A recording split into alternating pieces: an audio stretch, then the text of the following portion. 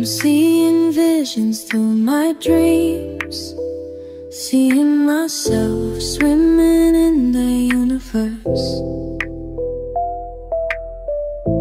My ancestors gave me gifts to read cards, predict and heal. My name is Daphne, but spirit calls me bye-bye love. Angels communicate through numbers. Intuition is so deep. The gift I fully embrace within.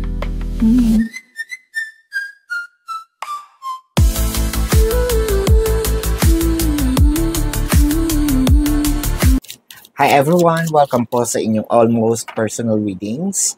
So let's check kung anong nangyayari sa paligid. I want you to know that this is a general reading. So you may resonate sa buong reading na ito or baka konti lang. Take what's only yours.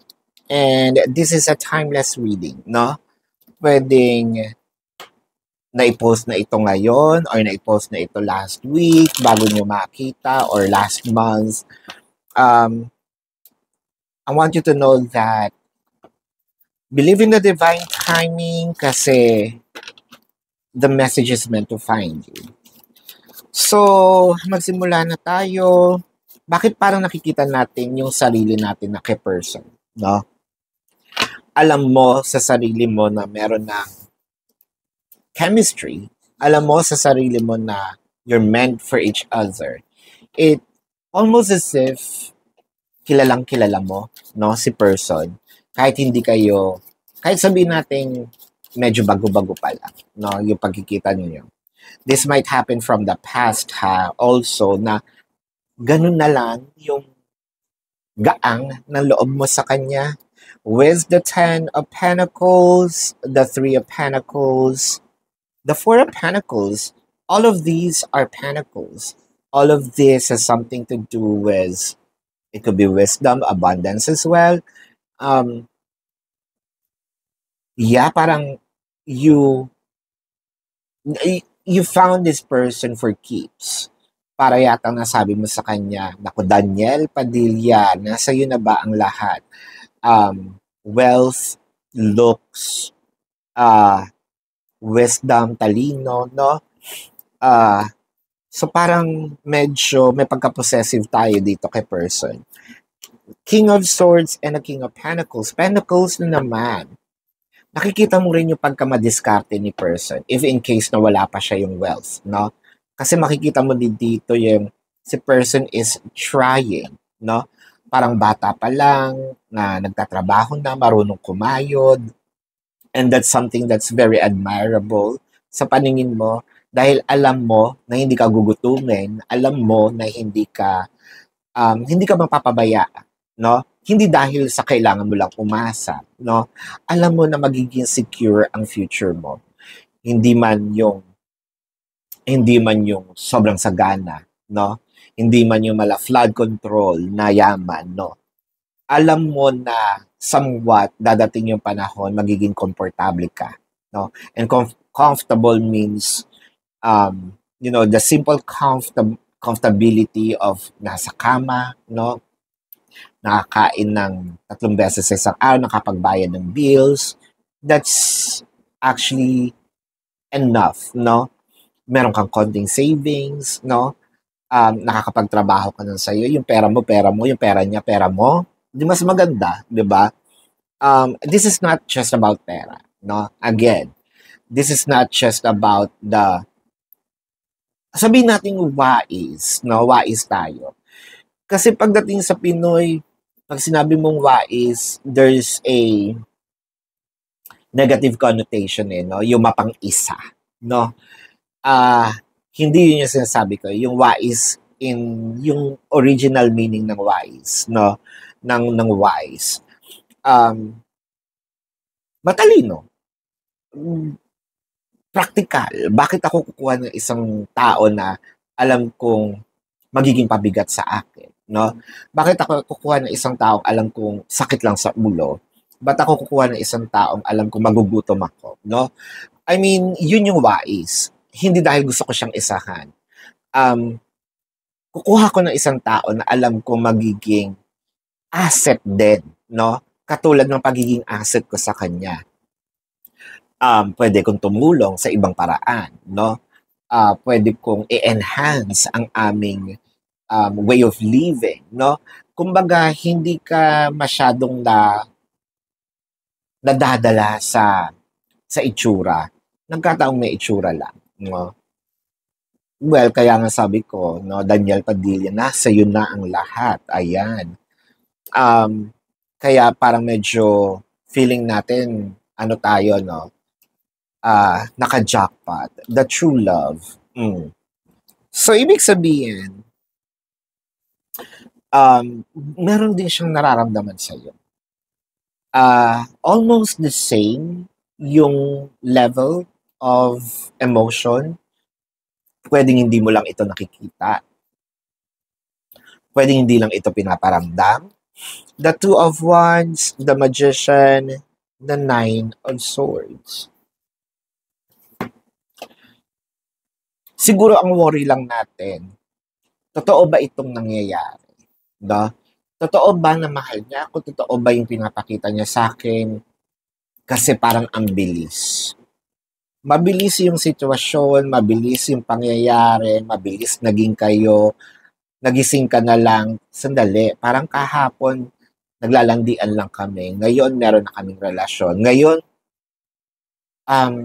nakikita ko yung sarili ko na nag-iisip na ako na gusto ko siyang maging asawa or bumuo ng pamilya kasama siya. Parang sandali, tama ba tong nararamdaman ko? Tama ba tong bilis na to? Tama ba yung pacing? No? Medyo nakaka-worry for me. No, yun yung if I will be putting myself in your shoe, yun yung nasa isip ko na baka mamaya maghiwalay kami in the future. So ayan, nagdilig na tayo ng negativities. The Empress and the Ace of Pentacles. Ayan. Baka mamaya, no, makahanap din siya ng katapat niya. O, apart from the nagdilig ka ng negativities, nagdilig ka ng insecurities din. Wala ka nakikitang tao, na-insecure ka bigla, di gawin mo, no? Pagbutihin mo yung sarili mo, tapatan mo yung energy niya, tapatan mo yung, kung gwapo siya, di magpaganda ka, no? Gawin mo kung ano yung sa tingin mong mag-e-enhance ka. The Ace of Pentacles, no? Magsikap ka din, no? Para, or tapatan mo yung pagsisikap ni person para hindi tayo nagiging nawawala yung insecurity natin. Baka mamaya makahanap siya ng katapat, no? Or makakita siya ng same level niya, ng sipag, or ng itsura, no? Tapatan mo with, unrequited love. So, parang ang nakikita natin dito, bakit parang feeling mo ikaw lang ang nagkakagusto? Bakit feeling mo siguro hindi masyado expressive si person, siguro itong mga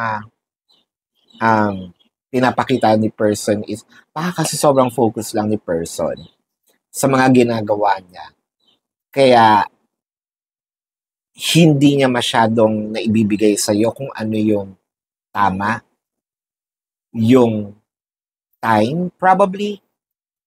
Pero when it comes to emotion, nakikita naman natin yung sincerity tulad ng sinabi ko. The Nine of Cups, the Queen of Swords, the Six of Swords. So medyo nanginginig yung laman natin dito sa worry, nanginginig yung laman natin sa insecurity, nanginginig yung laman natin dahil hindi expressive si person.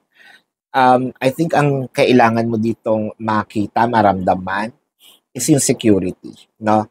Ipakita mo sa akin na secured ako dito sa relationship and I will be okay. Ngayon, parang kasing merong trigger, no? Parang gusto kong hilahin yung relationship namin. Magpakasal na kaya tayo, no? Yung ganon. Mas bilisan pa natin yung pangyayari. Parang bahala na si Batman, no? kumalma ka kasi nandun yung love, no? Nakikita natin dito yung sincerity ni person. Hindi niya lang ma-express kasi baka masyado siyang busy ngayon, no? Sa pag-harvest ng kanyang kaperahan, no? Ng pag-achieve ng kanyang dreams. Pero when it comes to siguro in time, the Six of Swords, no? Matututunan din niya mag-open up, no? Matututunan din niya unti-unti na ipakita sa'yo kung ano yung dapat, no? But this is your reading. So, kung kayo nakaka-resonate, let me know sa comment section. And kung meron kayong mga personal questions, no? There is a link sa description box. Click the link, you will be routed to my website. Nandun po yung name, number, QR code, amount per questions. Take advantage of the 4 questions plus 1 kasi discounted po yun. And if you want to book a private reading, nandun din po siya. Now, let's check the zodiac sign of your person. This can be their sun sign or a placement in their chart. Gemini, Libra, Pisces, Leo. I'm seeing Aquarius, Taurus, Virgo, Capricorn. I am seeing, so this is your reading. Maraming salamat. Love and light. Namaste. See you po sa susunod na readings. Goodbye.